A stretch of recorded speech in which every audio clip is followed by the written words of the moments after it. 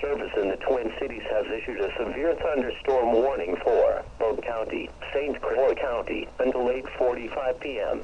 At 7:39 p.m., radar indicated a severe thunderstorm capable of producing damaging winds of 60 miles per hour. This storm was located near Cushing, or about 10 miles northwest of Balsam Lake, and moving northeast at 35 miles per hour. Nickel-size hail may also accompany these damaging winds.